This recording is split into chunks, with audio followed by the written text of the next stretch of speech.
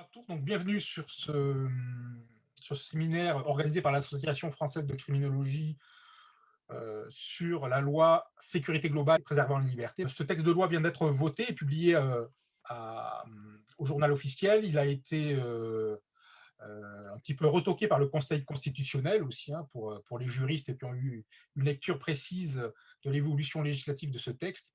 Et donc aujourd'hui, pour nous aider à décrypter un petit peu ce que contient ce texte, et puis pour avoir sans doute aussi un débat un peu plus large, hein, sur tous les enjeux qu'il contient, nous avons le plaisir d'accueillir deux intervenants.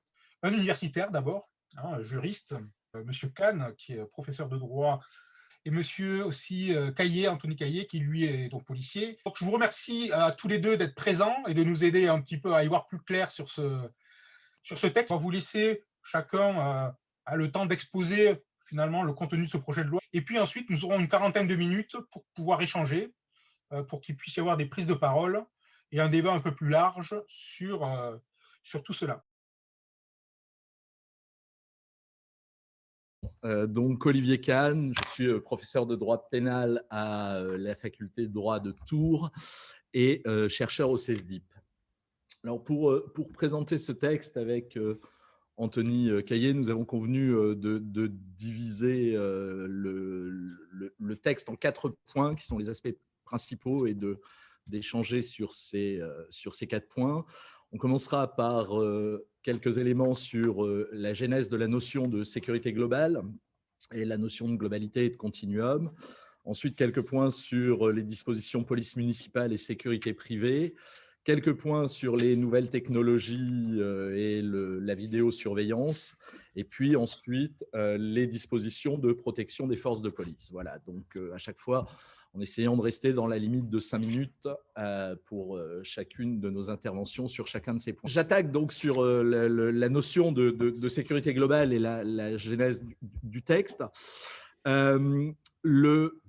La loi sur la sécurité globale apparaît comme une sorte d'expression législative d'une réforme radicale de la doctrine de sécurité de l'État, puisque la notion de globalisation de la sécurité, dont le terme sécurité globale est inspiré, est un projet idéologique et politique porté par les cercles militaires néoconservateurs états-uniens au départ, à la suite de l'apparition du bouquin de Fukuyama consécutif à la chute du mur de Berlin et à la fin de la guerre froide et à cette idée de fin de l'histoire.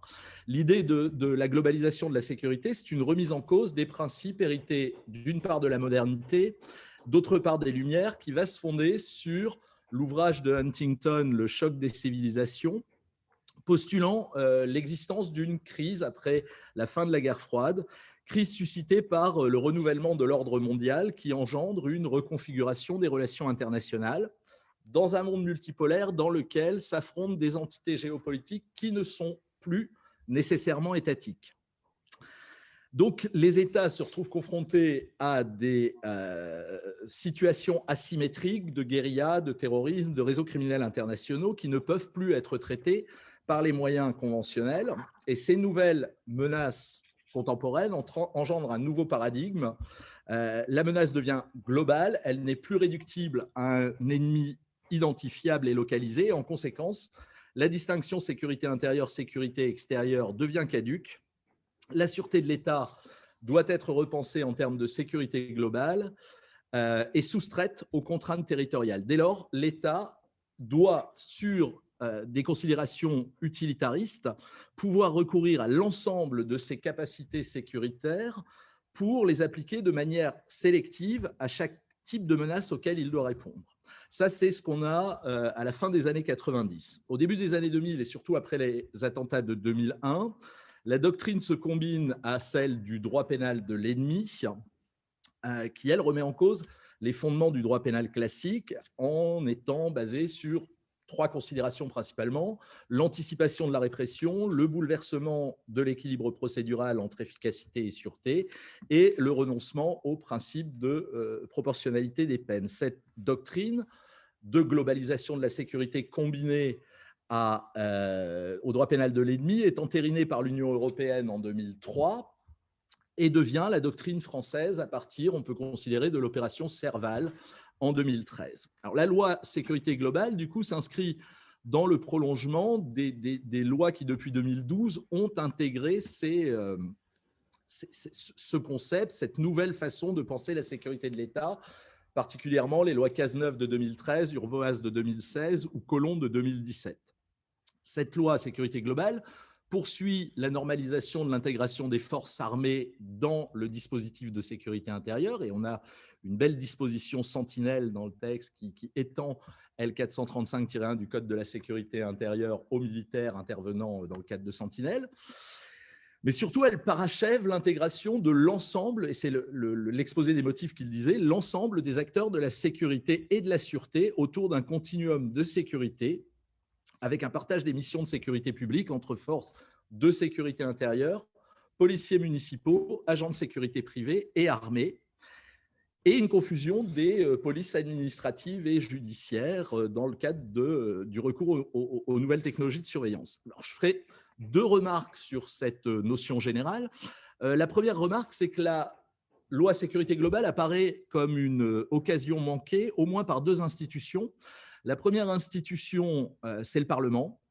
Le Parlement avait enfin la possibilité de se prononcer sur ce changement radical de paradigme, ce qu'il n'a jamais fait. On n'a jamais discuté du changement, de l'évolution vers la globalisation de la sécurité. Le moins qu'on puisse en dire, c'est que les débats à l'Assemblée nationale ont été d'une grande pauvreté. Au Sénat, les débats ont été un peu plus soutenus et le texte a été considérablement amélioré, mais il a aussi été largement amélioré en ajoutant des dispositions de cavalerie qui ont été sanctionnées par le Conseil constitutionnel. Et ni à l'Assemblée nationale, ni au Sénat, on a discuté de ce changement de paradigme et de cette évolution vers la sécurité globale, donc la rupture avec les principes de la modernité. La deuxième institution, dans une moindre mesure, qui a manqué une autre occasion, c'est le Conseil constitutionnel. Alors, la décision du Conseil constitutionnel est satisfaisante à de nombreux égards, on y reviendra, mais là où, à mon avis, le Conseil constitutionnel est un petit peu passé au travers, c'est que ce texte lui offrait une possibilité de définir enfin le contenu de l'article 12 de la Déclaration des droits de l'homme et du citoyen, cette conception si particulière qu'a la France de ce qu'est la force publique, qui, à mon avis, devrait être considérée comme une composante de l'identité constitutionnelle française. Or, comme il l'a fait depuis ces dernières années, le Conseil constitutionnel intervient de manière pointilliste sur ce contenu de l'article 12, mais ne définit pas précisément. Plus exactement, il a défini dans sa décision du 10 mars 2011 l'idée que les missions de police régaliennes par essence n'étaient pas délégables, et puis ensuite, il a pris toute une série de décisions qui montrent qu'à l'évidence, tout cela est très négociable. On peut citer, avant cette décision qui nous intéresse aujourd'hui, la décision Air France du 25 octobre 2019.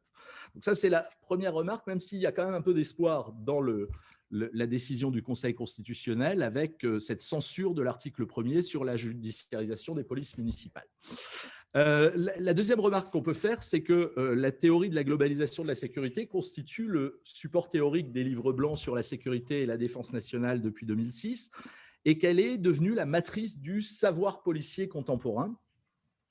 C'est-à-dire que ce texte, et c'était particulièrement vrai au moment de sa présentation, apparaît comme l'archétype de ce que Andrea Kretschmann a signalé, cette idée de, à partir du moment où le projet politique concernant la police et la sécurité disparaît, il est remplacé par un projet policier, par un savoir policier. Or, à mon avis, on a intérêt à prendre ça au sérieux parce que les policiers, enfin la haute hiérarchie policière, les policiers en général c'est toujours compliqué, mais la haute hiérarchie policière prend ça très au sérieux. On est dans un moment particulier où effectivement la police, le ministère de l'Intérieur sont en train de construire un savoir policier à disposition du politique pour remplacer l'absence de doctrine en la matière. On a assisté à la création d'une chaire à l'ENSP Lyon 3 de sécurité globale de la police nationale. L'INHESJ a été transformé en Institut des hautes études du ministère de l'Intérieur. On produit des doctorants, des textes et des réflexions. Et il suffit de reprendre la composition des groupes de travail du livre blanc sur la sécurité de 2020 pour voir effectivement que la police est capable de produire maintenant sa propre doctrine en dehors de toute contribution extérieure. Or, ça s'inscrit dans un contexte particulier où les policiers ont manifestement réussi à convaincre le politique, qu'il fallait composer avec eux et en tous les cas qu'ils étaient en état de négocier avec le politique. Je pense que la France est la seule démocratie libérale actuelle dans laquelle le ministère de l'Intérieur est obligé de payer les policiers pour accomplir leur mission ou pour participer à ce qui est organisé pour réformer leur profession. On a deux exemples assez intéressants. Le premier, c'est au moment de la réforme des retraites, les syndicats de policiers, enfin certains syndicats de police, ont exigé et obtenu du ministre de l'Intérieur le fait que leur régime spécial de retraite ne serait pas modifié pour, en contrepartie, maintenir l'ordre pendant les manifestations. Et la deuxième chose, c'est ce Beauvau de la sécurité, où un certain nombre de syndicats ont dit qu'ils ne participeraient pas, ont été reçus par le ministre de l'Intérieur, qui leur a octroyé la gratuité du transport, qui était une vieille revendication, pour accepter de participer. Donc, on est dans un contexte très particulier où le politique, quand même, paye le policier pour accepter de participer. Voilà ce que je pouvais dire. Anthony ? Merci de votre invitation. Je vais me présenter très rapidement. Anthony Caillé, je suis secrétaire général de la CGT Police. Je suis enquêteur judiciaire à la brigade de répression du banditisme.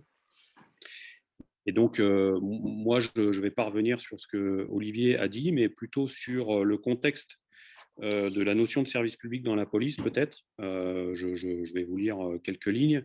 Et puis ensuite, peut-être, effectivement, dans le temps du débat et des échanges, je pourrais répondre aux questions pratico-pratiques, entre guillemets, de la mise en musique et de la mise en application de ce qui peut se faire, de ce qui se fait et de ce qui se fait mais qui ne fonctionne pas en termes d'interaction entre les boîtes de sécurité privée, la police municipale et aussi le dispositif Sentinelle, puisque maintenant le continuum, c'est vraiment le quadriptyque police nationale, police municipale, sécurité privée et Sentinelle. Je formulerai également quelques propositions visant à l'amélioration du service public de la police nationale. Et c'est tout d'abord l'analyse de la juxtaposition des termes service public et police qui retiendra notre attention. Cette analyse se révélera toutefois pas aussi simple qu'il y paraît. Elle nous amènera en effet à considérer, voire à confronter des notions parfois antithétiques, soit en apparence, soit en réalité. Cela résulte du fait que l'histoire de la police en France s'est construite de façon singulière. Contrairement à ce qui a pu se passer dans les pays anglo-saxons ou germaniques, notamment ce que décrivait Olivier, elle s'est instaurée sous l'autorité du monarque, c'est-à-dire sur l'ensemble du territoire et en tout lieu, en créant une institution chargée de veiller aux intérêts collectifs des administrés, de la population, en faisant régner l'ordre dans tous les domaines. Ainsi, la notion de police recouvrait un spectre très large d'activités, le maintien de l'ordre proprement dit, restant davantage aux mains des militaires.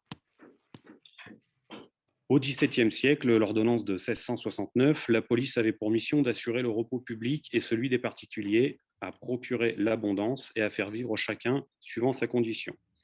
Une première esquisse se dessine donc, nous amenant à considérer que la police est non seulement un service public, la notion étant conçue au sens large, mais aussi et surtout un organisme d'État dont la mission est avant tout de garantir les intérêts et le droit à la sécurité des populations.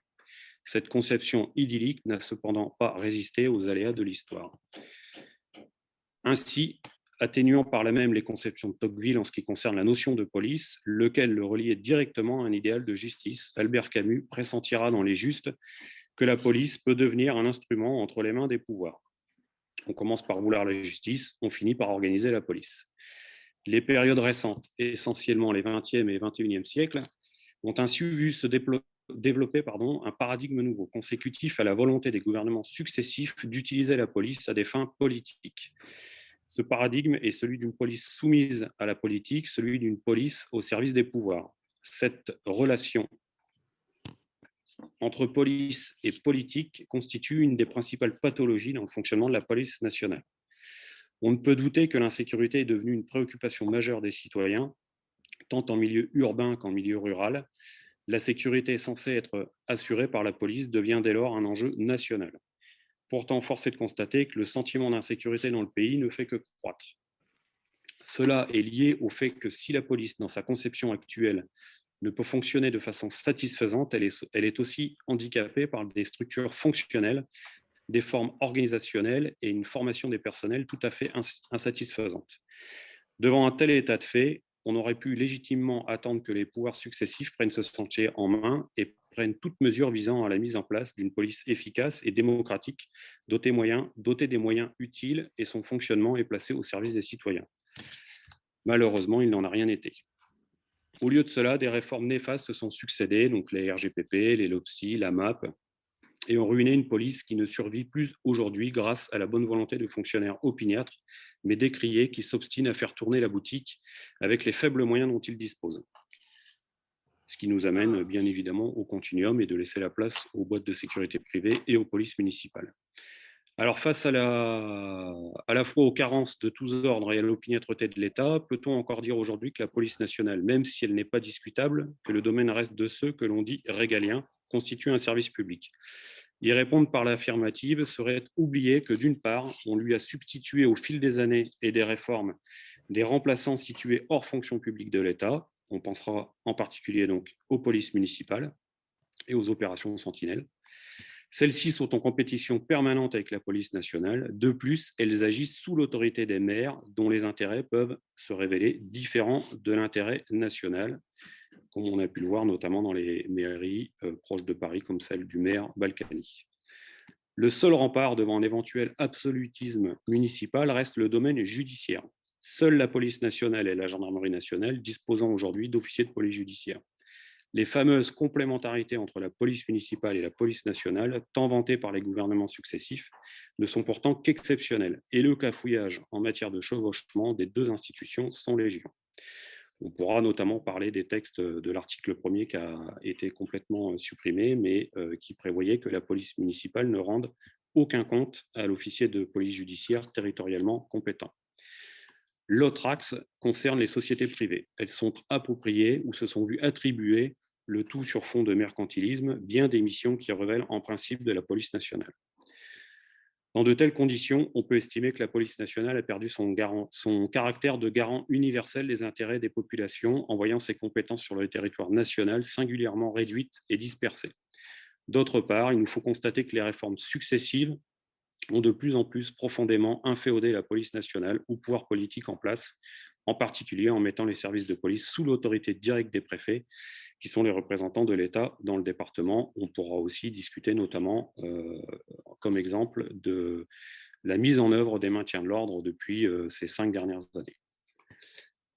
On conçoit tout de suite que l'institution n'est plus dès lors amenée à agir pour la protection des intérêts collectifs des administrés, mais uniquement pour l'intérêt politique des pouvoirs en place, et que cela est fortement et défavorablement ressenti par les administrés. Ce fossé est de surcroît creusé encore plus profondément par l'utilisation irraisonnée par les gouvernements de la police dans des opérations de maintien de l'ordre qui ne peuvent que mal tourner du fait de l'emploi massif de fonctionnaires dont ce n'est pas la spécialité. Et de rajouter aussi que dans le projet de loi sécurité globale, il était amené une disposition où les polices municipales étaient prêtes à faire du maintien de l'ordre et du service d'ordre. Pourtant, les expériences de la police de proximité s'étaient révélées fructueuses, tout d'abord en recréant un lien favorable entre administrés et policiers. On avait aussi noté à l'époque une réussite certaine en matière de lutte contre la délinquance locale et les incivilités, chose qui est mise en avant notamment dans la sécurité globale et la place de la police municipale, c'est-à-dire qu'elle reprendrait cette place de police de proximité. Il a été mis fin à l'expérience d'un trait de plume sans aucune analyse préalable avec les conséquences que l'on connaît, en particulier l'augmentation de la délinquance locale et l'avènement d'une hostilité, pour ne pas dire plus, déclarée entre la police et sa population. Quasiment ainsi réduite à son corps défendant au rôle de garde prétorienne des régimes successifs, essentiellement utilisé pour assurer la visibilité de l'État dans ce que l'on appelle aujourd'hui les territoires en mettant du bleu marine dans la rue, elle a abandonné progressivement un certain nombre de ses missions et est aujourd'hui quasiment absente de la voie publique. Ce qui fait qu'on voit très nettement dans cette loi de sécurité globale qu'on on fait riper les compétences vers la police municipale et les sécurités privées. Le domaine judiciaire, jugé sans utilité politique, mais aussi parfois comme une épine dans le pied des pouvoirs en place, est aujourd'hui réduit à sa plus simple expression. La conjonction D'ailleurs, on pourra parler, puisqu'il y a aussi une réforme qui va dans le sens de la loi de sécurité globale, qui est une réforme sur les directions départementales de la police nationale. On pourra peut-être aussi en parler, puisque tout ça, ça découle effectivement de cette loi de sécurité globale. La conjonction de ces phénomènes fait qu'aujourd'hui, la présence des policiers sur le terrain, qui devait être reçue comme un gage de sécurité, est ressentie par la population comme une agression. Majoritairement rejetée de façon plus ou moins larvée pour ses motifs par la population, la police n'est dès lors plus en même de remplir ses fonctions de protection vis-à-vis des citoyens. Peut-on encore prétendre qu'elle assure un service public de police? Comme on l'a vu, les réformes successives, en particulier celle de 1995, dite de corps et carrière, ont grandement participé à ces glissements et à creuser le fossé entre police et population. En instituant la polyvalence, en écrasant les corps au profit du corps de masse et en militarisant l'institution de façon grotesque, dans le cadre de structures de management désuètes, cette réforme a profondément nui à l'efficacité de l'activité de la police. Et donc, je ne vous en dirai pas beaucoup plus sur l'activité de la police, mais on pourra y revenir. Mais de dire qu'en tout cas, ce continuum, il nous pose un grave problème, même si effectivement l'article 1er a totalement été supprimé par le Conseil constitutionnel, mais on sait qu'il risque de revenir. C'est la judiciarisation, enfin en tout cas c'est le pouvoir donné judiciaire aux polices municipales qui s'affranchirait du rendre compte à l'officier de police judiciaire, qui pourtant est le seul garant aujourd'hui des libertés publiques sur les territoires et qui est le seul à prendre des mesures attentatoires aux libertés publiques. Et donc nous, la question qu'on se posait notamment là-dedans, c'est comment l'OPJ pourrait intervenir ou pourrait agir sur une judiciarisation de la police municipale. Donc, en tout cas, c'est des questions que nous, pratiquement, on se pose, on est vraiment dans un sens pratique, puisque l'officier de police judiciaire territorialement compétent, c'est lui qui doit prendre toutes les mesures attentatoires aux libertés publiques. Bon, donc, Olivier nous a tracé des éléments sur la genèse finalement de ce concept, et puis on voit comment tout ça, ça se structure aujourd'hui dans une forme de pluralisation de la police. Dans ce sujet de la police, on parle parfois de pluralisation de la police, multiples intervenants qui viennent s'ancrer dans ce territoire, au premier rang desquels les polices municipales et la sécurité privée. Je peux dire un mot aussi de cette municipalisation et privatisation des fonctions régaliennes. Effectivement, on peut se féliciter que le Conseil constitutionnel ait déclaré contraire à la Constitution sur le fondement de l'article 66, donc le judiciaire, la préservation des pouvoirs de l'autorité judiciaire, est déclaré donc contraire à la Constitution l'expérimentation de l'octroi de compétences de police judiciaire aux agents de la police municipale.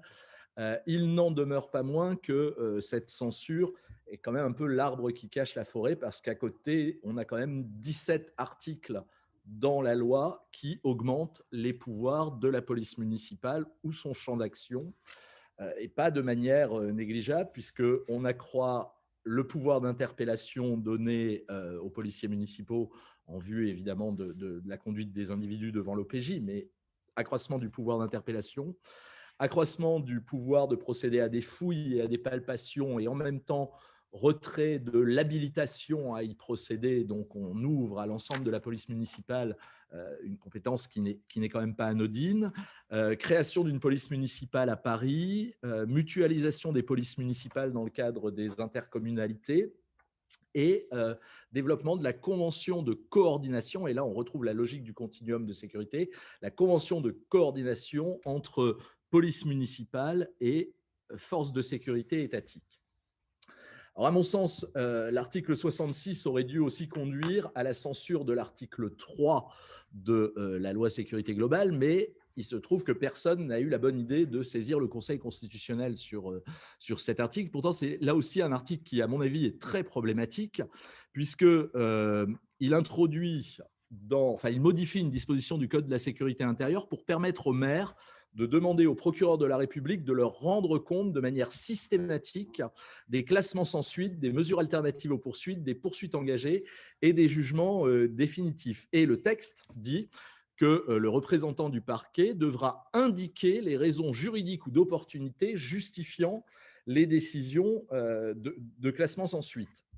Alors, ça m'inspire quand même deux remarques. La première, c'est que j'imagine que les procureurs ne sont pas une denrée suffisamment importante en France pour qu'on puisse, au moins dans les villes moyennes et les grandes villes, être obligé de consacrer un procureur à l'information du maire sur l'ensemble des procédures. Or, pourtant, c'est ce qui va se passer concrètement. La deuxième chose, et surtout, c'est que je pense qu'on a un vrai problème en termes d'indépendance de la magistrature, c'est-à-dire qu'on peut imaginer l'instrumentalisation politique qu'un certain nombre d'édiles vont pouvoir faire de cette remontée d'informations et la pression qui va être mise sur les parquets à raison de cette obligation de remonter et de motiver juridiquement.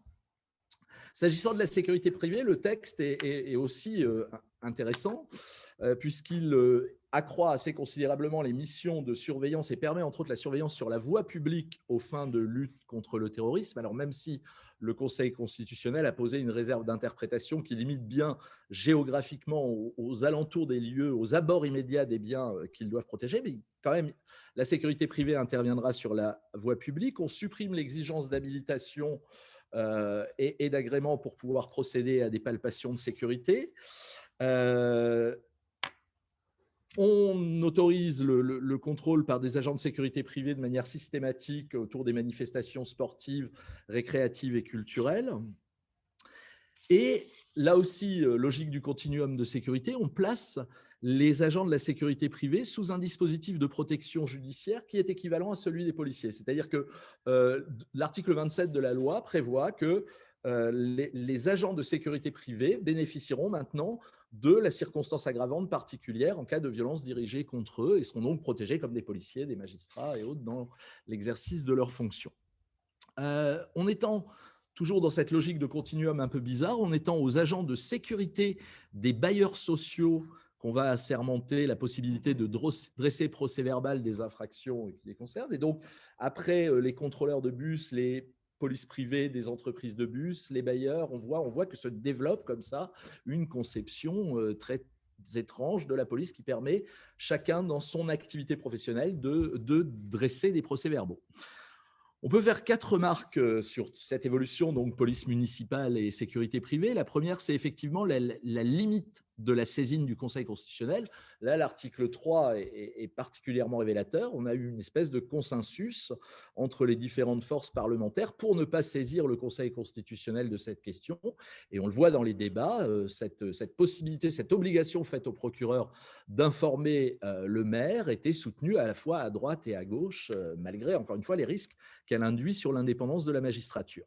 La deuxième chose, c'est l'idée de ce mouvement qu'on pressent et qui a été plus ou moins théorisé déjà, de remunicipalisation de la sécurité publique, alors, qui présenterait pour le gouvernement 2 avantages. Le premier avantage, c'est de transférer le fardeau politique de la sécurité publique, c'est-à-dire que vous n'êtes plus responsable de l'insécurité urbaine si c'est transféré aux collectivités territoriales, on ne pourra plus s'en prendre au gouvernement. Et la deuxième chose, c'est évidemment le partage du coût économique, puisque toutes ces politiques publiques consistant à mettre du bleu marine dans la rue, eh bien, si vous municipalisez la sécurité publique, vous faites porter le fardeau économique sur les collectivités territoriales. S'agissant des policiers et des gendarmes, cette évolution est plus ambiguë. À la fois, effectivement, il y a un problème qui va se poser pour les policiers, c'est que on remunicipalise ou on transfère vers la sécurité municipale et privée un certain nombre de compétences, y compris judiciaires, c'était le projet, mais on ne modifie pas la politique du chiffre, de sorte que, comme le disait Anthony tout à l'heure, la police municipale devient une vraie concurrence dans l'établissement des statistiques. Et sans parler des situations caricaturales, vous avez peut-être lu l'ouvrage de Gendreau, flic, donc sur ce journaliste qui s'est infiltré et qui montre qu'il a travaillé dans une équipe où le chef d'équipe ne fait que des sauvettes. Il fait 14 sauvettes par jour et ces 14 sauvettes lui permettent d'avoir les meilleures statistiques de son commissariat et tout ce qui va avec. C'est sûr que si la municipale s'y met aussi et qu'on transfère vers la municipale, on ne peut plus faire ça. À l'inverse, ce qui est intéressant pour les services de police ou de gendarmerie, c'est que c'est sûr que et la liste des infractions qui étaient transférées vers la municipale était intéressante. Ce qu'on transfère, c'est un contentieux de masse inintéressant qui n'implique aucun travail de police, c'est juste une constatation de l'infraction. Donc, ça permet de décharger les services de police d'un certain nombre de missions totalement inintéressantes et de préserver du temps policier utile. On trouve la même chose dans la délégation vers la sécurité privée. C'est sûr que la délégation vers la sécurité privée permet de décharger la police et la gendarmerie des missions plantes vertes qui n'exigent pas une compétence particulière.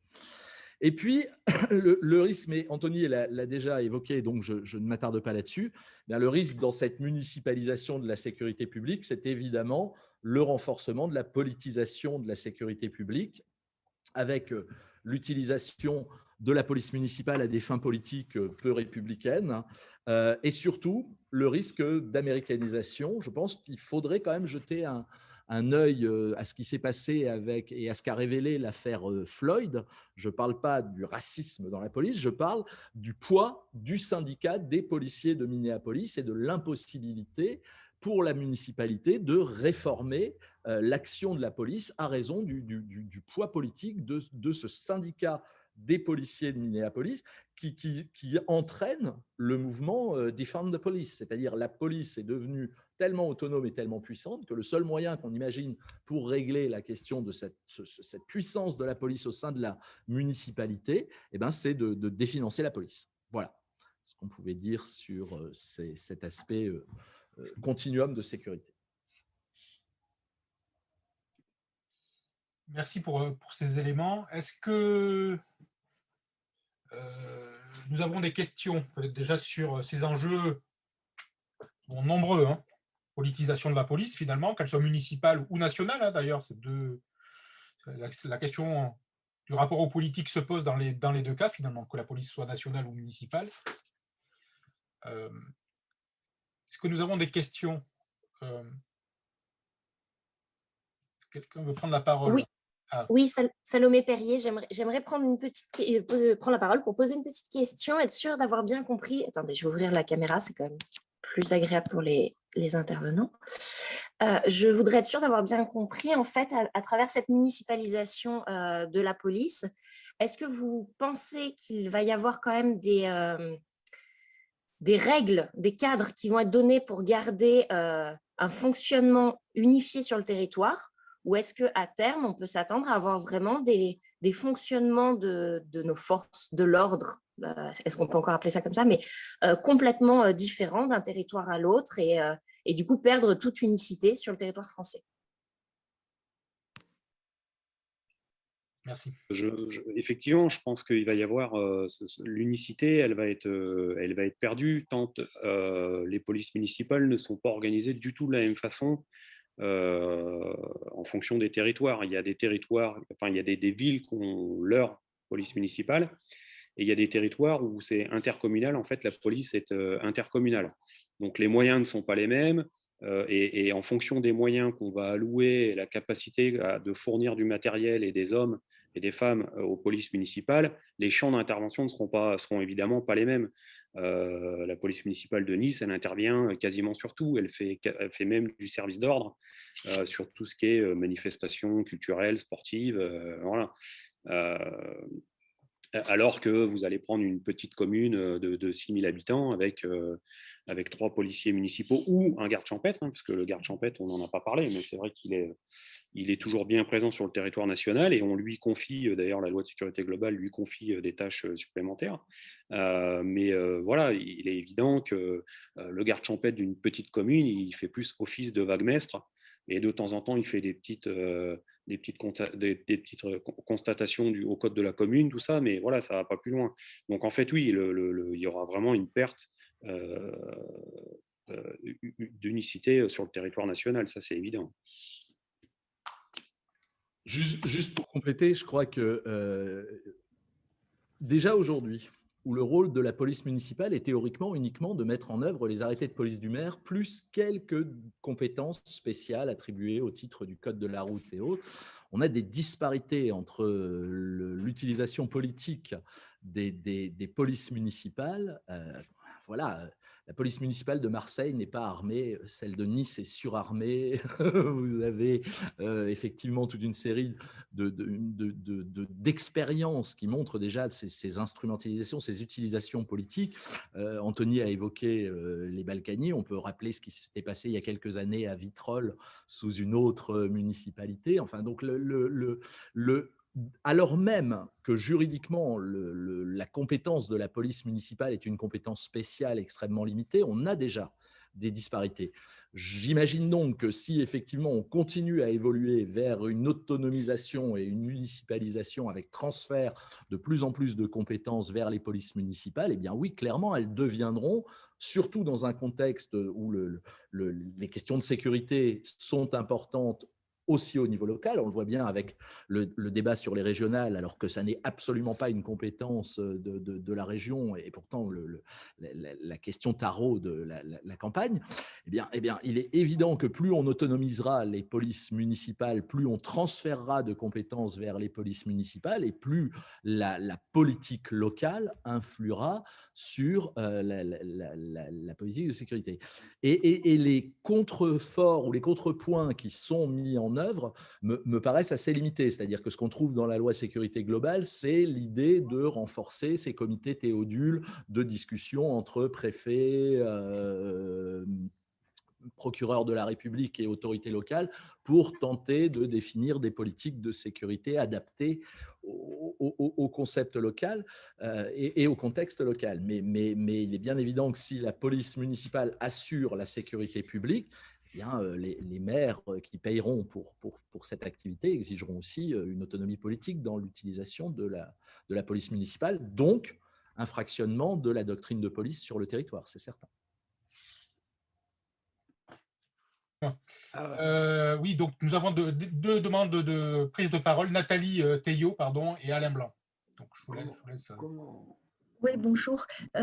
C'est simplement pour préciser aussi la question, parce que au-delà de la disparité, quand j'étais intervenue pour la Ligue des droits de l'homme devant la commission des lois du Sénat, j'avais parlé du risque d'inégalité aussi vis-à-vis de la sécurité, c'est-à-dire pour les citoyens, dans la mesure où certaines communes n'auront pas les moyens de développer des politiques de police municipale suffisantes, et dans la mesure où cette loi aboutissait à un désengagement de l'État, à mon sens, eh bien, ça aboutira aussi à une inéquité vis-à-vis du besoin de sécurité locale, comme Anthony avait dit que effectivement, la police de proximité avait été supprimée.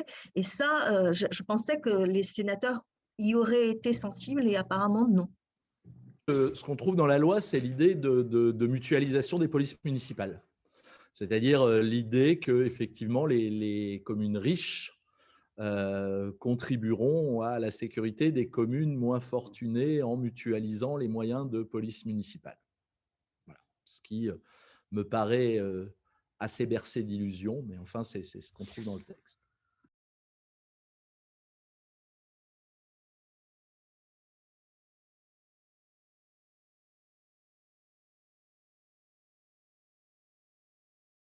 Alain Blanc, peut-être, qui voulait intervenir. Donc.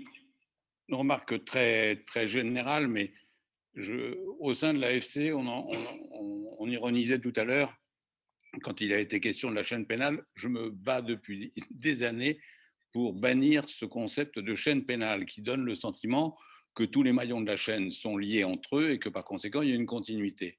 Et voilà l'explication du rejet un peu de ce concept avec tout ce qu'il implique. C'est-à-dire que, bon, effectivement, ça commence avec une interpellation et après, tout part sur des rails. Or, ce qui est important, en particulier sur des enjeux de liberté, et par conséquent de sécurité avec les enjeux de liberté, c'est qu'il y a un moment ou un autre, on s'arrête et que les institutions récupèrent leur mission propre. Sinon, effectivement, on en a quelque chose qui, je ne veux pas employer de grands mots, mais qui tourne autour du totalitaire. Moi, quand j'ai vu l'intervention, enfin la suggestion d'Olivier Faure de voir la police associée aux décisions prises concernant les aménagements de peine, je me suis arraché les cheveux. Je me suis dit, où va-t-on? Là, il n'y a plus de séparation des pouvoirs. On est dans cette espèce de masse, de magma, là, dans lequel on est en train de perdre ce qui fait une démocratie, quoi. Voilà.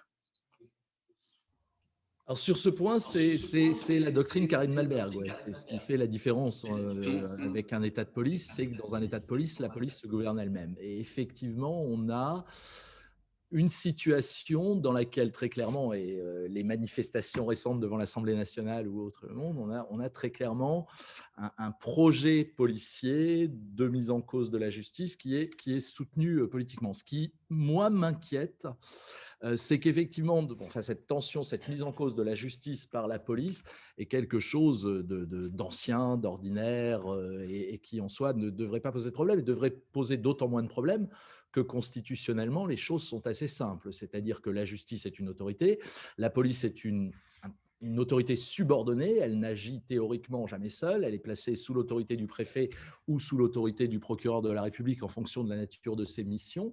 Et donc, théoriquement, la police n'a pas d'autonomie d'action. On est très clairement à une période de changement. Je le disais tout à l'heure, d'abord parce que effectivement la haute hiérarchie policière a pris les choses très sérieusement. Et cette production d'un savoir policier renvoie à quoi? En fait, renvoie à ce que Sureau, dans son petit bouquin Sans les libertés, relève quand il dit qu'il a trouvé dans les notes du Conseil constitutionnel, dans les archives du Conseil constitutionnel, une note d'un ancien ministre de l'Intérieur intervenant dans un débat en disant que quand il était ministre de l'Intérieur, ce qu'il avait frappé, c'est qu'il ne se passait pas un mois sans que la police se présente avec des propositions d'amélioration de la loi qui n'amélioreraient pas grand-chose, disait-il, mais abaisseraient considérablement les libertés, et que le rôle du ministre était bien de résister à cette sollicitation permanente de la police. Or, aujourd'hui, ça n'existe plus. Et on en a une traduction qui est passée complètement inaperçue, mais qui me paraît quand même être intéressante. C'est lorsqu'il y a 2 ans, l'ancien ministre de l'Intérieur, Christophe Castaner, a installé le nouvel office central de lutte contre les stupéfiants. C'est une des grandes préoccupations de cette majorité. Et on a donc créé l'OFAST, qui est structurellement quelque chose d'intéressant. Il y a effectivement dans cette idée très continuum de sécurité, d'associer en interministériel les différentes administrations qui ont un intérêt dans la lutte contre le trafic de stupéfiants, c'est intéressant. Mais ce qui n'a pas été assez relevé, à mon sens, c'est la structure, l'organisation de cette OFAST. Car, à mon avis, pour la première fois en droit français, on a un texte qui écrit noir sur blanc, qui dit que l'OFAST est dirigé par un officier de police, par un officier secondé par un magistrat. C'est-à-dire que dans le texte même, il est prévu que le magistrat attaché à l'OFAST est placé sous l'autorité du policier. Donc on a quand je parlais de quelque chose d'idéologique ou de politique, on en a des transcriptions, alors qui ne sont pas relayées, c'est probablement des débats trop techniques, mais on voit que ça se traduit aussi dans l'écrit, dans le texte. Alors, juste pour répondre sur la subordination de l'institution policière vis-à-vis de la justice. Alors, oui, dans le texte, la police elle est subordonnée à la justice. Dans les faits, elle l'est de moins en moins, notamment depuis la création de l'enquête de flagrance et de la compétence de l'officier de police judiciaire, puisque la mesure de garde à vue, c'est de sa seule compétence. Alors après, moi, je ne suis pas du tout juriste, hein, je suis plutôt un technicien du droit, hein, mais il y a beaucoup de juristes qui se posent la question de savoir si, effectivement, le procureur de la République, par exemple, peut mettre en garde à vue. Je crois que cette question, elle n'est pas encore tranchée. Et donc, lui, il va arriver, mais quand il arrive, la mesure, elle est prise. C'est un peu ce qui se passe, notamment en ce moment où il y a la confusion, ce que disait tout à l'heure Olivier, la confusion de la police administrative avec la police judiciaire, notamment dans le maintien de l'ordre, où effectivement on enferme et on judiciarise des gardes à vue sur des personnes qui ont manifesté. On ne sait pas trop d'ailleurs ce qu'elles ont fait, puisqu'on en emmène tellement en garde à vue que voilà. Et donc le parquet, il intervient qu'après. La mesure à la privation de liberté, elle est là. Et puis en enquête de flagrance, notamment sur les régimes dérogatoires en criminalité organisée, stup ou terreau, le juge, il intervient très, très, très tardivement. Alors, il y a eu une bataille qui a été menée, on a introduit le JLD, qui rattrape un peu ça, notamment sur les perquisitions de nuit.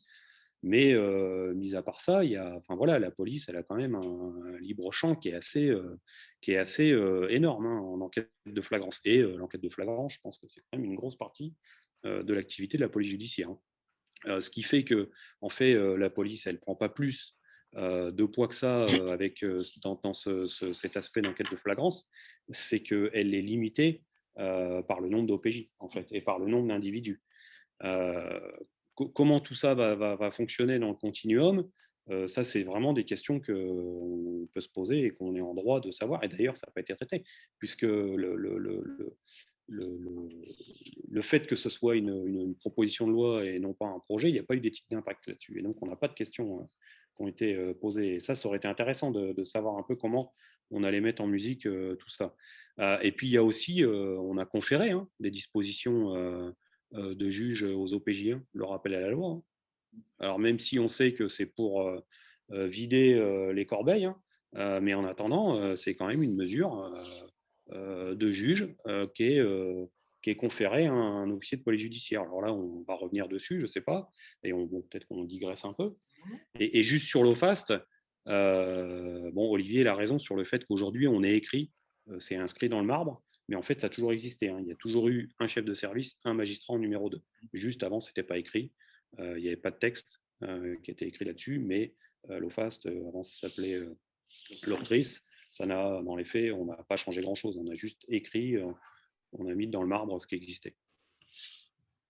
Ceci dit, je trouve d'autres exemples de subordination dans les circulaires de 2016 et 2018 en matière de maintien de l'ordre. Tu l'évoquais. Et dans la circulaire de 2018, c'est très clairement le parquet doit se mettre à la disposition de la police pour la judiciarisation du maintien de l'ordre. Donc, et on l'a vu avec le mouvement des Gilets jaunes, c'est très clairement une organisation du parquet pour être capable d'absorber ce que la police doit faire avec une mise à disposition des parquetiers. Oui, je veux bien intervenir, à moins qu'il y ait quelqu'un qui était avant moi, je ne sais pas. Je vais m'exprimer en tant qu'officier de police en horaire. Ma carrière a été à 50% en police judiciaire à Paris, au 36 quai des Orfèvres, et ensuite en sécurité publique. Qu'est-ce que je voulais dire? Je voulais dire qu'on ne peut pas opposer la police nationale et la police municipale impunément. Il faut savoir que avant la mise en place de la police de proximité en France, il y a eu un énorme investissement qui a été effectué par la sécurité publique en France pour travailler sur le dossier de la police de proximité. Ça ne s'est pas fait comme ça du jour au lendemain. Ça s'est fait sur plusieurs années. Il y a une grande anticipation et beaucoup d'applications des services de sécurité publique pour la création de la police de proximité. Je passe les détails politiques qui entouraient tout cela, mais je voulais dire qu'au moment où on travaillait sur le dossier de la police de proximité, on savait très bien les uns et les autres, notamment la haute hiérarchie policière, que c'était une étape très importante, que cette étape, si elle échouait, nous conduirait au point où nous en sommes actuellement, c'est-à-dire avec une montée inéluctable en puissance des polices municipales. Qu'est-ce qui s'est passé? La police de proximité s'est créée sous le regard étonné des directions de grandes directions des services actifs de la police nationale. La direction qui s'occupait du renseignement, celle qui s'occupait de la direction centrale de la police judiciaire et autres, qui regardaient monter en puissance la police de proximité sans coup férir, mais en tout cas sans l'aider. Et c'est bien pour ça qu'on a assisté à des échecs de ci, de là, qui ont été balayés par le gouvernement Sarkozy sans difficulté, puisque les autres directions des services actifs n'ont pas levé le petit doigt pour éviter l'échec. On voit la police municipale qui monte en puissance. Mais qu'est-ce qui se passe? On s'aperçoit que la police nationale, que j'ai quittée il n'y a pas longtemps, n'est plus capable de faire des propositions. Elle est capable de dire tous les jours, d'écrire ce qu'elle ne veut pas, ce qu'elle souhaite, ce qu'elle voudrait pour se protéger, pour ceci, pour cela. Mais à aucun moment, elle est capable de recentrer le débat dans la mission de service public qui était la mission primordial de la police nationale. C'était de rendre service au public, de défendre la veuve et l'orphelin, de protéger les personnes et les biens. Et donc, la police nationale est en train de se recroqueviller, elle est repliée sur elle-même, elle fait très peu de propositions pour avancer. La haute hiérarchie prisonnière de ces cadres, ces cadres logiques, de promotion catégorielle, ne sort pas de sa réserve, laisse faire la base qui est livrée à elle-même, qui n'est pas capable, vu la masse de travail qu'on lui demande d'accomplir, d'analyser ce que je disais tout à l'heure lors de l'Assemblée générale de l'Association française de criminologie, qui n'est pas capable de faire, qui n'est pas en mesure de faire une analyse sur son travail. Lorsqu'on voit les tableaux de bord, lorsqu'on voit la politique du chiffre, elle n'a pas évolué à la baisse. Et quand vous donnez un tableau de bord et des indicateurs d'activité à l'administration, mais l'administration se régale, elle adore ça. Les tableaux Excel, c'est son affaire. Et vous aurez toujours des tableaux de bord qui vont bien. Bon. Je veux dire que on s'aperçoit de quoi? La notion de service public a quasiment disparu. Le temps consacré à l'audition d'une victime n'est jamais pris en compte dans les indicateurs d'activité. Lorsqu'on passe de violence conjugale, de violence intrafamiliale, de violence à caractère sexuel, le temps consacré à l'audition de la victime est déterminant pour la suite. Il est déterminant. Il n'est jamais pris en compte dans les indicateurs d'activité. Tout à l'heure, on parlait de vente à la sauvette. Il est évident que pour traiter une vente à la sauvette, ce n'est pas le même investissement que pour participer à l'audition, procéder à l'audition d'une personne qui a été victime d'un viol ou de son agresseur supposé. Pour en terminer, la police municipale, la police nationale travaillait sur les instructions de parquet. Les instructions de parquet, ça veut tout dire, ça ne veut rien dire. En tout cas, ça veut dire qu'avec les instructions de parquet, on administre un quartier, on administre un secteur, on administre une circonscription de sécurité publique. Il s'agit de là de traiter les dossiers de non-paiement des pensions alimentaires, de petites violences, d'incivilité, de problèmes entre voisins, de morsures de chiens. Tout cela, c'est très important dans la vie des contribuables, des administrés. Ces dossiers-là, on peut considérer que la sécurité publique, donc la plus grande masse de la police nationale française, et je mettrai la gendarmerie dans le même lot, est en semi-faillite, c'est-à-dire que nous n'avons plus de capacité à traiter ces demandes. Pourquoi? Il y a trop de judiciarisation peut-être, mais en tout cas, il y a trop de dossiers. Après, il faut voir ce qu'il y a dedans. On en est à plusieurs milliers de dossiers par fonctionnaire, parfois, ce qui veut dire qu'ils ne seront jamais traités. Ce qui veut dire que les administrés, les gens des quartiers ne voient jamais leurs problèmes traités. Voilà. Ils ne voient que la police courir de droite à gauche avec un gyrophare et un 2 tons, aller très vite. Je m'aperçois que la police municipale, elle a pris exactement le même modèle. Elle va d'un point A à un point B avec un gyrophare et un 2 tons très vite. Je ne vois plus de policiers à pied, ni même des policiers municipaux à pied. Je vois des agents de surveillance mettre des contraventions à pied, mais je ne vois plus de policiers à pied. Or, je peux constater, pour l'avoir pratiqué moi-même, qu'un policier à pied, on va beaucoup moins l'agresser qu'un policier en voiture. Bon, j'en ai terminé. C'est un vaste sujet, mais je ne peux pas opposer la police municipale. Moi, si j'étais un maire, je développerais ma police municipale, j'essaierais d'augmenter ses capacités judiciaires pour qu'elle traite les petites infractions, parce que personne ne les traite. J'en ai terminé, merci. Merci pour cette intervention. On voit qu'il y a des questions de modèle finalement. Hein. Quel modèle on veut en matière de sécurité publique? Bien sûr. Et en fonction en effet, des modèles, l'affectation des moyens, des ressources juridiques et des moyens financiers, des responsabilités, hein, c'est ce qu'il y a aussi, ça a été bien pointé. Est-ce que c'est celle du maire? Est-ce que c'est celle du préfet? Tout ça aboutit à un mix sécuritaire, on pourrait dire, qui n'est pas le même. Voilà. Donc peut-être Jean-Marie Renoir aussi qui voulait intervenir ou poser une question.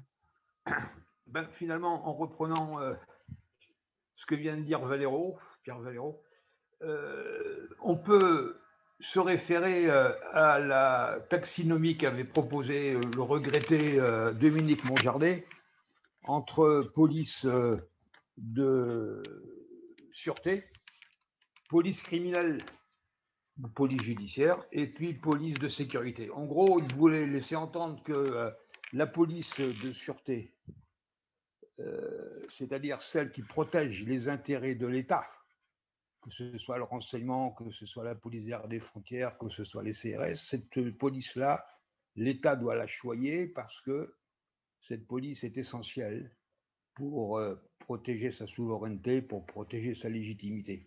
La police criminelle, il disait, ben, c'est une police qui marche bien, c'est un peu, en quelque sorte, l'élite de la police, et puis reste la police de sécurité, ou la police quotidienne, c'est celle-ci qui est dans l'état le plus lamentable. Il disait ça il y a déjà plus de 10 ans, je ne sais pas si les choses ont changé. Son idée était la suivante, à savoir que l'État, petit à petit, et on l'a bien vu, se débarrassait de la police de sécurité sur les communes, sur les associations et sur la sécurité privée. Il gardait dans son giron la police de sûreté dont il a besoin, essentiellement besoin. La police criminelle était une police qui jouissait d'une relative autonomie et qui fonctionnait très bien. Le gros problème, le gros défi pour la sécurité, c'était cette police qui, selon lui, ne fonctionnait pas très bien. Elle manquait de moyens, elle manquait surtout d'orientation. Qu'est-ce qu'on devait lui confier? Qu'est-ce qu'elle devait faire? Elle faisait tout et rien, elle faisait rien et tout. Et cette police, on le voit bien avec la loi sécurité globale dont on vient de discuter, c'est une nouvelle étape avec davantage pas de pouvoir, mais en tout cas davantage de missions qui vont être confiées à la fois à la police municipale et à la sécurité privée, qui montre peut-être cette tendance, mais déjà ancienne, de confier la police de sécurité de laquelle l'État se dégage petit à petit. Rappelons d'ailleurs que jusqu'à la Libération, les polices étaient municipalisées. Elles ont été étatisées à la Libération. C'était souvent, par conséquent, des missions qui revenaient aux communes. Voilà, c'était simplement cette intervention que je souhaitais faire. Merci. Merci. Alors, je ne sais pas si nos invités veulent réagir peut-être à ce qui a été dit. Olivier Kahn ou Anthony Caillé, si vous voulez bien sûr réagir. Un mot sur ce que disait monsieur Valero. Je trouve extrêmement intéressant cette idée d'une police municipale qui devrait être dirigée vers les problèmes des gens. Ce qui est intéressant dans le texte de la loi sécurité globale, c'est que si on reprend la liste de plus d'une dizaine d'infractions qui étaient prévues comme susceptibles d'être transférées en matière de police judiciaire à la police municipale, eh bien, aucune de ces infractions ne concerne les problèmes des gens. C'est-à-dire qu'effectivement, c'était la consommation de stupéfiants dans la rue, c'était la vente à la sauvette, c'était la conduite sans permis, c'était voilà. Mais donc c'était effectivement une conception très problème de l'État et pas problème des gens qui étaient transférés en termes de judiciarisation. L'idée était peut-être de choisir ces infractions parce qu'elles étaient soustraites au contrôle du juge, ce qui a entraîné la censure par le Conseil constitutionnel. C'est-à-dire que le procureur ne contrôlait plus cette activité de police judiciaire. Mais on peut dire qu'il ne la contrôlait plus parce que qu'y avait-il à contrôler? C'était une constatation avec une amende forfaitaire immédiatement infligée. Et je pense effectivement qu'il y aurait une réflexion très intéressante à mener sur qu'est-ce qu'on peut transférer, en restant d'ailleurs sous le contrôle du procureur de la République, comme type de criminalité vers la police municipale pour que la police municipale s'intéresse aux problèmes des gens, comme disait M. Valero. C'est vraiment une question que je trouve intéressante. Moi, alors, après, je suis dans mon rôle de syndicaliste. Hein, j'oppose effectivement la notion de police nationale et je mets dedans la gendarmerie nationale. Parce qu'il y a quand même une forme c'est ce qu'on disait tout à l'heure, il y aura un fossé selon que vous soyez dans une commune riche ou dans une commune pauvre. Et un service public, il n'a d'intérêt que si effectivement il est rendu de la même façon sur l'ensemble du territoire. Hein. Ça, c'est la péréquation, elle se fait aussi sur les institutions régaliennes. Il n'y a pas que dans le transport ou la santé. Sur Enfin, et après, il y a un problème d'organisation, en fait, aujourd'hui, dans notre police nationale, là où je rejoins M. Valero, c'est effectivement, aujourd'hui, elle n'est absolument plus force de proposition.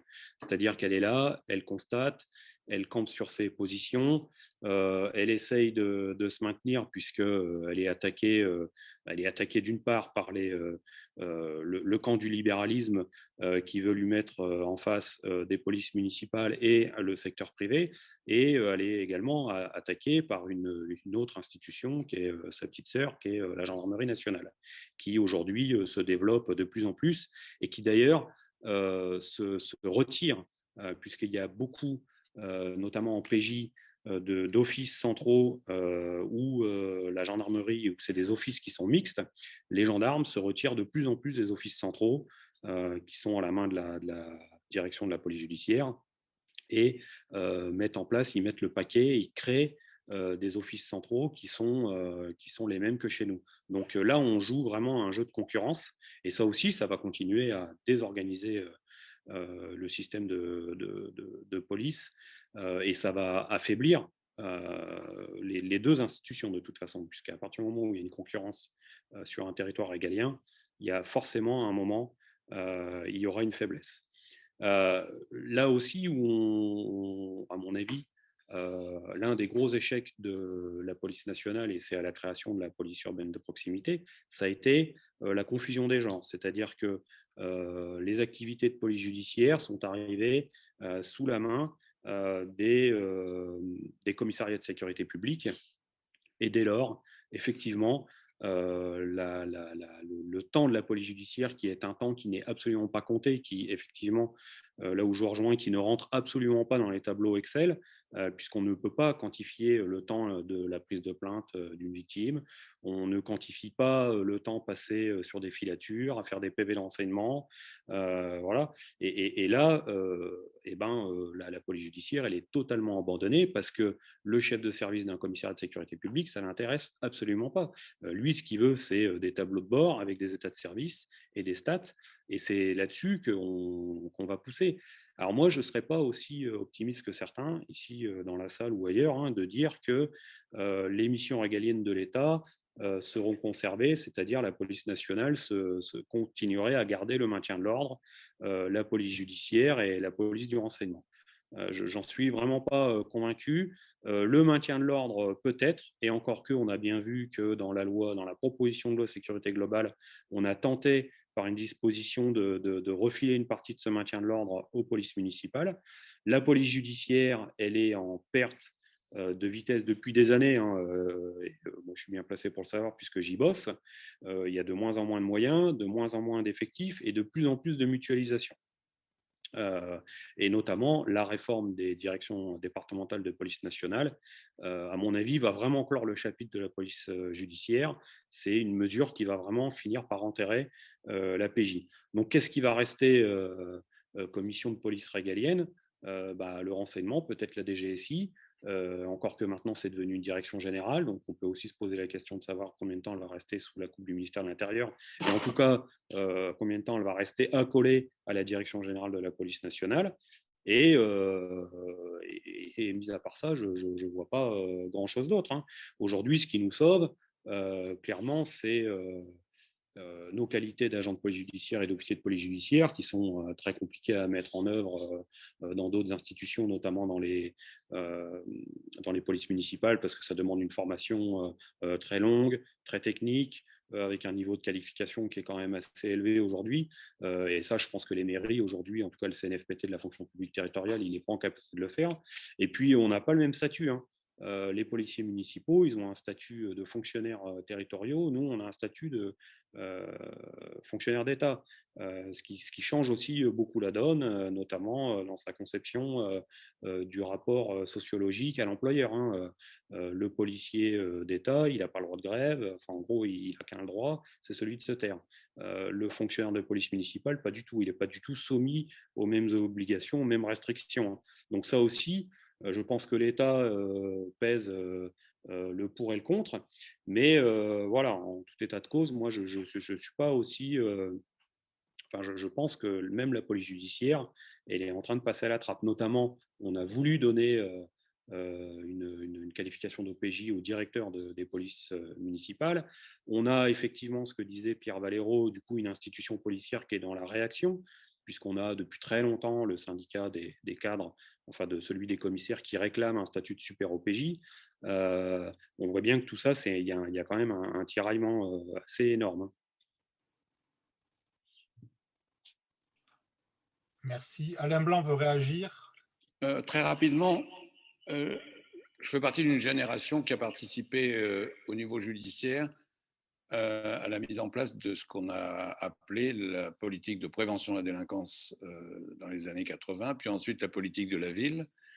Et l'un des enjeux, c'était la mise en commun d'un certain nombre d'éléments d'information de nature à définir une politique globale, peut-être, de sécurité publique, mais entre police, gendarmerie, justice et les élus.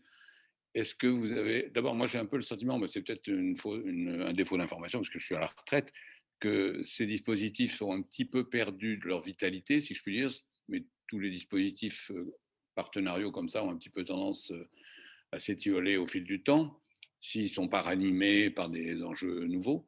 Mais indépendamment de ça, soit ça continue et tant mieux, parce qu'à mon sens, il y a quand même là des enjeux qui sont tout à fait essentiels. Mais est-ce que, à la lumière de ce qui s'y est passé, est-ce que de ce qui s'est passé là, dans ce cadre-là, de cette collaboration entre les différents acteurs, on peut tirer des conséquences positives de ce qui pourrait être fait par rapport à ces enjeux nationaux, globaux, dont on nous dit par ailleurs que de toute façon, les réponses, elles sont plutôt au niveau local ou en tout cas régional, parce que les problèmes ne sont pas les mêmes partout. En tant que juriste, je suis bien incapable de répondre scientifiquement sur ce point. Ce que je peux lire dans les travaux de mes collègues sociologues qui ont travaillé sur ces questions, c'est que ces dispositifs fonctionnent, je dirais, de manière intuitu personae. C'est-à-dire que s'il y a au niveau local une volonté à la fois du politique, des autorités de police et du judiciaire de coopérer, ça peut marcher très bien et permettre l'élaboration de solutions intéressantes et adaptées aux situations locales. Mais tout cela est fonction du niveau d'engagement de ceux qui composent ces comités. Bruno, notre président, a sûrement des choses à dire parce qu'il travaille sur les contrats de ville. Bon. Oui, alors ce n'est pas d'ailleurs les contrats de ville, c'est beaucoup de choses d'ailleurs aujourd'hui. La question qui se pose, c'est la question de des contractualisations de sécurité qui ne sont pas nouvelles, mais qui est l'idée qui a surgi à la suite de la LOPS de 95 et puis donc surtout finalement juste après reprise par le gouvernement socialiste, cette fois de Lionel Jospin, l'idée de mettre en place dont on peut trouver aussi déjà au début des années 80, en effet dans les conseils locaux, dans les CCPD, les conseils communaux de prévention de la délinquance, l'idée de mettre tout le monde autour de la table pour travailler de concert à la résolution des problèmes alors pas seulement de sécurité publique d'ailleurs, mais aussi de prévention de la délinquance, donc c'est quelque chose de beaucoup plus large.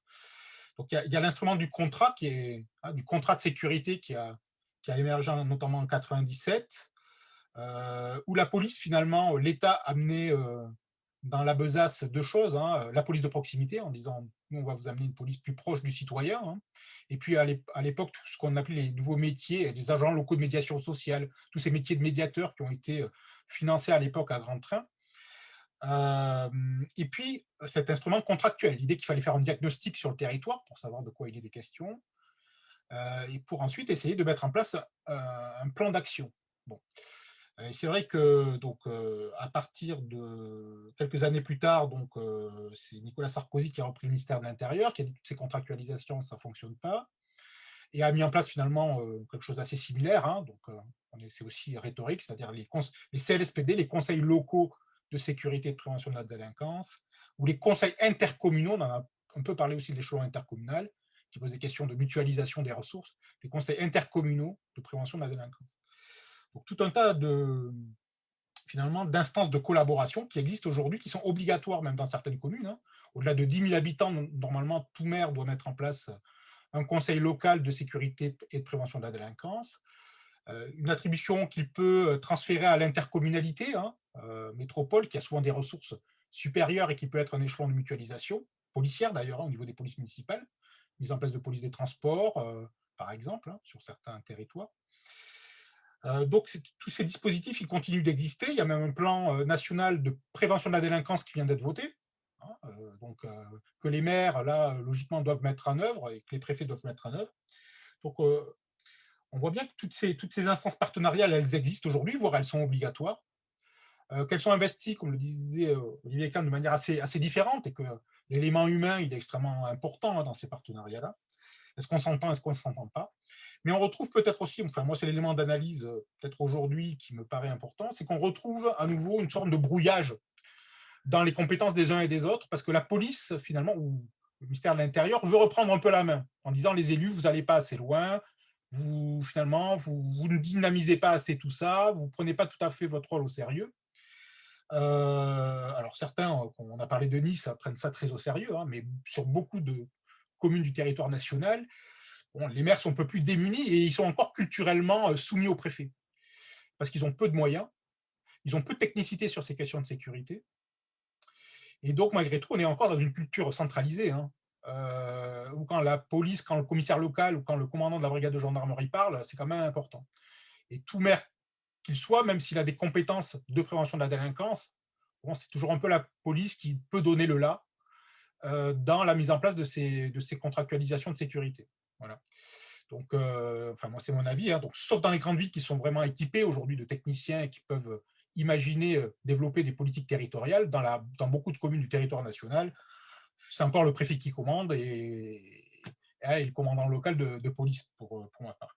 Alors, et je termine là-dessus. Là où il y a peut-être un brouillage à nouveau, c'est qu'au-delà de ces instances de prévention de la délinquance, on voit bien que l'État veut reprendre la main. On a vu surgir de nouveaux espaces d'intervention et de coordination. Par exemple, dans le cadre de la mise en place des zones de sécurité prioritaires. Hein, où c'est finalement l'État qui reprend l'animation et la coordination de tout ça, comme il le faisait autrefois d'ailleurs. Hein, c'est pas si nouveau. Où là, on parle des GOP, des groupes opérationnels de partenariat. Voilà. Donc finalement, c'est quoi? C'est les services de police qui reprennent, à qui on redonne en tout cas, la responsabilité d'animer ce partenariat local. Sauf que le prisme, il n'est quand même pas le même en termes de responsabilité. Là, ça veut dire que c'est l'État qui reprend un petit peu l'animation du partenariat de prévention de la délinquance. Donc au final, on peut se demander, c'est de la responsabilité de qui tout ça? Et un peu de tout le monde, ça dépend des territoires. Et il y a une forme de confusion peut-être aussi qui peut être difficile. On va avoir sans doute des dispositifs qui sont de plus en plus difficiles à lire et à enseigner, hein, pour ceux qui sont dans les universités et qui doivent décrire un peu le système policier ou le système de sécurité français. Ben, ça fonctionne de plus en plus de manière différentielle selon les territoires. Et dernier point, là, finalement, le dernier étage de la réforme aujourd'hui, c'est les nouvelles contractualisations qui arrivent, les contrats dits de sécurité intégrés. On voit bien que l'État est dans une forme de deal.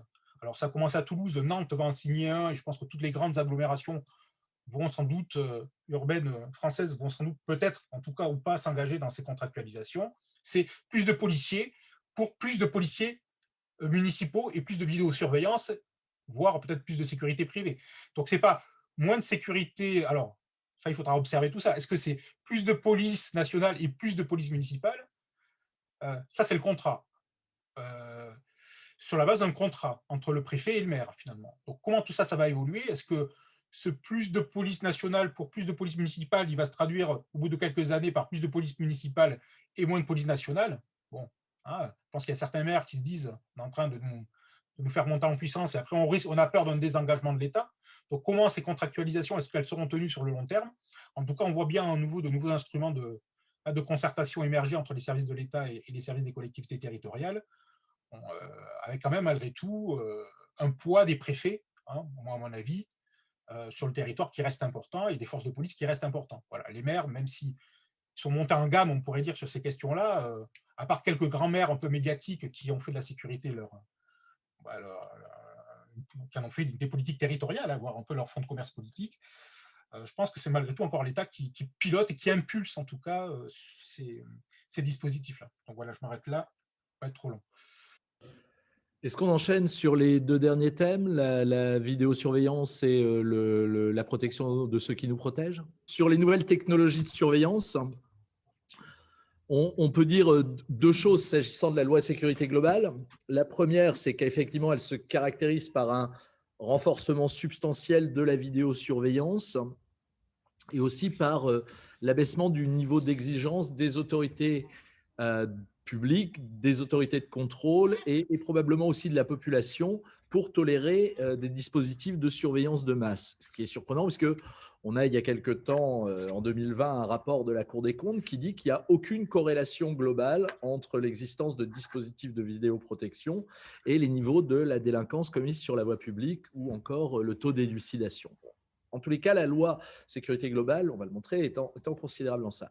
La deuxième chose qui est à mon avis plus intéressante, c'est que la loi sécurité globale va consacrer une double orientation de la vidéosurveillance. Il y a à la fois la vidéosurveillance comme moyen de contrôle social, ce qu'on connaissait depuis 1995, de surveillance de l'espace public, mais il y a clairement aussi l'intégration de la vidéosurveillance dans ce que Fauvergue, dans le rapport, présente comme la guerre de l'image, c'est-à-dire le fait que la police est soumise maintenant à la surveillance, au fait que chaque citoyen dispose d'une caméra et peut produire de l'image, et donc une volonté de réappropriation par l'autorité policière de l'image produite et de sa diffusion.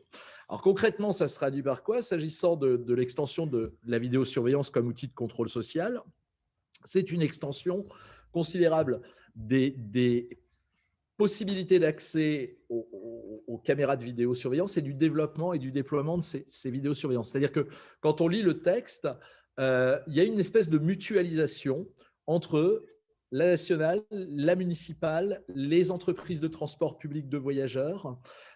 Tout le monde produit de l'image et cette image doit être accessible en temps réel à tout le monde et particulièrement aux services de police. Et ensuite, c'est toute forme d'image, c'est-à-dire c'est la vidéosurveillance fixe, mais aussi toutes les formes plus ou moins mobiles de vidéosurveillance. Avec donc 3 remarques, une extension des espaces soumis à la vidéosurveillance et des finalités de la vidéosurveillance, mais aussi des agents habilités à consulter. On est très très loin du temps où seul un OPJ pouvait extraire une image de vidéosurveillance. Aujourd'hui, c'est vraiment un peu le sentiment d'open bar, avec du coup un abaissement du niveau d'exigence relatif à la qualité des agents capables d'utiliser et d'exploiter la visio, même si le Conseil constitutionnel a quand même posé un certain nombre de réserves d'interprétation pour tenter de limiter ce côté un petit peu open bar, comme je disais. Reste que ce développement de la vidéosurveillance fait quand même l'objet des critiques de la CNCDH, du Défenseur des droits et des rapporteurs spéciaux de l'ONU, donc je ne serais pas surpris que se développe en la matière du contentieux. La deuxième chose, c'est la question de la vidéosurveillance comme outil à la disposition des forces de sécurité intérieure dans la guerre de l'image. Et ça, c'est très clairement les dispositions de ce qui était l'article 21, qui est devenu l'article 45, c'est-à-dire les caméras individuelles portées par les agents de la police, mais aussi par les agents des entreprises de transport, par les agents de la police municipale, par les gardes champêtres qui vont l'expérimenter. Enfin voilà, chacun va produire son image. Et la manière dont c'est présenté à la fois par les rapporteurs de la loi sécurité globale et par le ministère de l'Intérieur, c'est qu'il faut maintenant que les policiers produisent et contrôlent leur image, y compris donc à destination du public. Et cette expérimentation des caméras individuelles, la réforme qui vient d'être opérée me paraît inquiétante. Le principe était, avant la loi sécurité globale, que les policiers disposaient du droit de déclencher leur caméra individuelle, mais en contrepartie, ils n'avaient pas accès aux images qu'ils filmaient qui étaient soumises à un contrôle extérieur. Aujourd'hui, on leur donne à la fois la possibilité de décider du moment où ils filment et d'exploiter eux-mêmes, avec 4 finalités qui sont données: faciliter la recherche d'auteurs, prévention des atteintes imminentes à l'ordre public, secours aux personnes et établissement fidèle des faits lors des comptes rendus d'intervention. Et c'est ce dernier aspect qui me paraît problématique, parce que dans le fond, ce que dit ce texte, c'est que le policier va non seulement rester libre de déclencher sa caméra au moment où il le souhaite, mais va aussi pouvoir visionner ce qu'il a filmé avant de décider de le produire en justice ou non. Et donc, vous avez une construction par l'image intégralement contrôlée de ce qui va être transmis aux magistrats. Moi, je pense que si effectivement on donnait la possibilité aux policiers de contrôler l'image, eh bien, il fallait imposer, comme c'est le cas dans d'autres pays, le déclenchement systématique de la caméra. C'est-à-dire que le judiciaire puisse accéder à l'intégralité d'une scène pour pouvoir apprécier ce qui va se jouer. En l'occurrence, donc, ce que permet cet article 45, et je trouve que le Conseil constitutionnel a fait preuve d'un peu de candeur ou de naïveté en la matière en validant cette disposition et en disant qu'il n'y aurait pas de problème parce qu'il y a une traçabilité et autres. Je ne suis pas du tout sûr, parce que concrètement, ce qu'on a aujourd'hui, et depuis le 25 mai et la publication de la loi, c'est une police qui est capable de décider ce qu'elle enregistre et de décider ce qu'elle produit en justice, ce qui fait beaucoup. Et je partage assez le point de vue du défenseur des droits qui disait que les risques pour le contrôle de déontologie sont extrêmement importants. Je crois que ça va être très, très compliqué. Alors, ceci dit, le Conseil constitutionnel a quand même censuré 3 dispositions en la matière, ce qui est quand même pas anodin. Censurer le placement sous vidéosurveillance des personnes en garde à vue ou dans les centres de rétention administratifs. Censurer les dispositions relatives aux caméras embarquées sur les véhicules de police, et surtout censurer les dispositions en matière de drones. Et là, je ferai juste une remarque. Je trouve que sur ce point particulièrement, sur les drones, le Conseil constitutionnel a fait preuve de beaucoup de pragmatisme dans la mesure où il délivre une sorte de vade-mecum au législateur pour savoir, pour grosso modo lui permettre de faire une norme constitutionnelle. Pourquoi je dis pragmatisme? Parce que les condamnations de la préfecture de police de Paris par le Conseil d'État, qui par 2 fois a interdit à la préfecture de police d'utiliser ces drones en maintien de l'ordre sans être entendue, c'est-à-dire qu'on a cette situation particulière où la préfecture de police viole ouvertement une décision de justice dans chaque manifestation, eh bien, prouve à l'évidence donc que au moins la préfecture de police de Paris n'avait pas l'intention de se soumettre aux décisions de justice en matière d'utilisation des drones. Je trouve donc que de la part du Conseil constitutionnel, prendre la peine de préciser avec autant de détails ce qui pourrait être les conditions légales d'utilisation des dits drones dans le travail de police permet aux législateurs de réagir très vite. Et on a vu le ministre de l'Intérieur dire qu'il allait prendre très très vite des mesures permettant de compenser ça. Et la contrepartie intéressante que j'y vois, c'est qu'évidemment, à partir du moment où il y aura un cadre légal, eh bien, il y a aussi moyen pour le juge administratif et pour le juge judiciaire de contrôler la légalité de l'utilisation de ces instruments en police, ce qui n'est aujourd'hui pas le cas. C'est-à-dire, soit on fait tout sauter en disant il n'y a pas de cadre légal, donc ce que vous avez fait est illégal, soit on intègre et on voit plutôt qu'on intègre. Voilà ce que je pouvais dire sur l'aspect vidéosurveillance.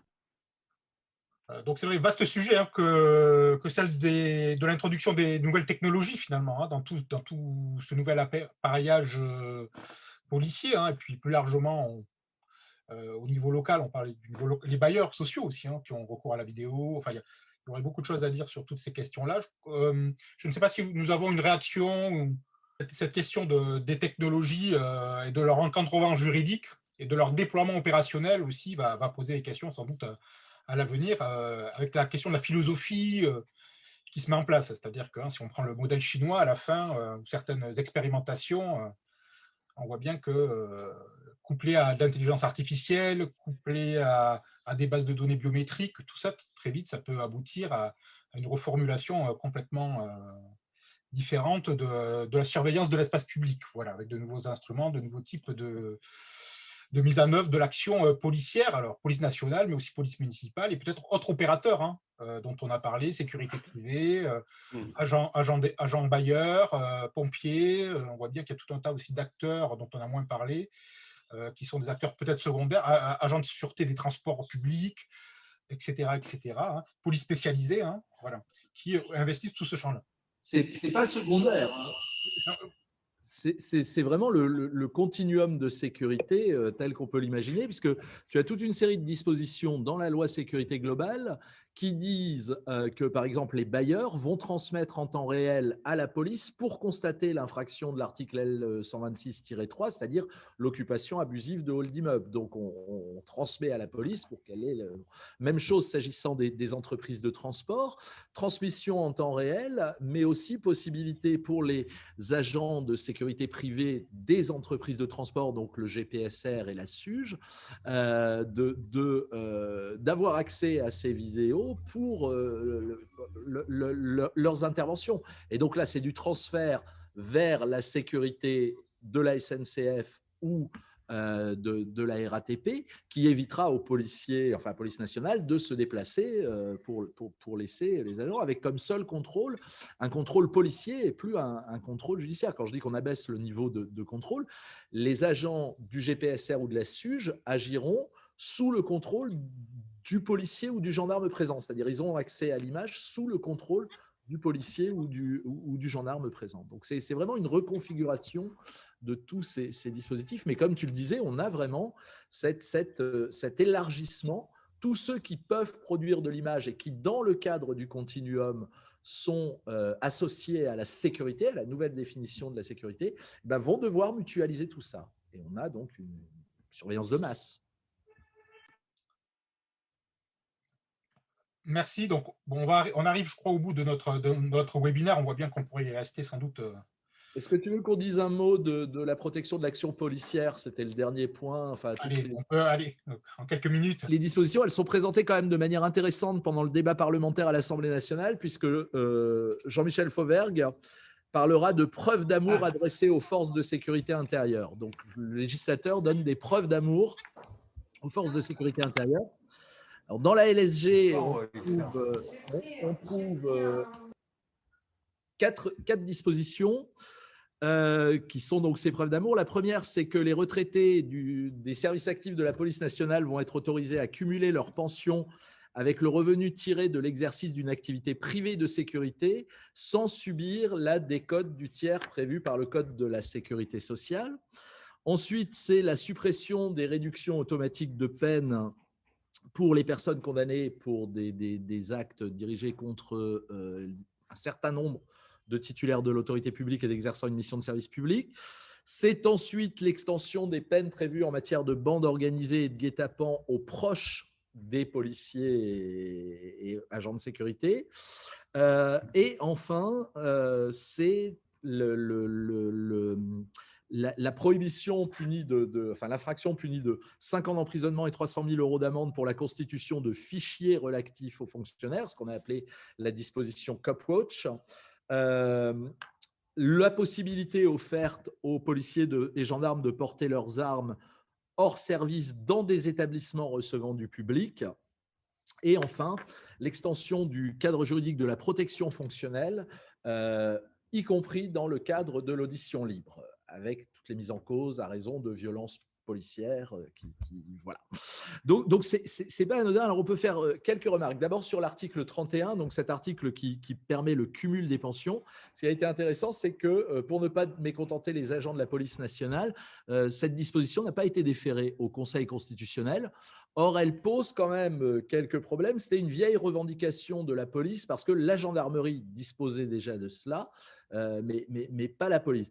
Ce qu'on peut dire, c'est qu'elle pose un problème en termes d'égalité devant la loi parce que le Conseil constitutionnel valide les situations spécifiques de la gendarmerie à raison de la sujétion de l'état militaire et des carrières particulières dans l'armée qui font que vous avez des carrières plus courtes et des pensions plus courtes. C'est pas comparable et la situation n'est pas comparable s'agissant des policiers. Or, on comprend mal que à partir du moment où les policiers ne sont pas dans une situation particulière comme les militaires, on puisse leur étendre sans décote, enfin le régime de l'absence de décote en matière de retraite, sans l'étendre aux autres fonctionnaires. Le problème, en outre, c'est que ça crée un risque spécifique s'agissant des fonctionnaires de police. Ce risque est double. C'est ce qu'avait signalé Dominique Monjardet en parlant de corruption à rebours, c'est-à-dire qu'évidemment, un policier qui sait qu'il aura ensuite de bonnes fonctions dans le privé très rémunératrices sera moins enclin à exercer son action. Et Monjardet prenait à l'époque le patron de la financière qui était ensuite systématiquement embauché par l'Union française des banques. C'est sûr que ça n'incite pas à l'agressivité. Et puis le risque est aussi évidemment celui du développement des affaires de tricoche par ce biais.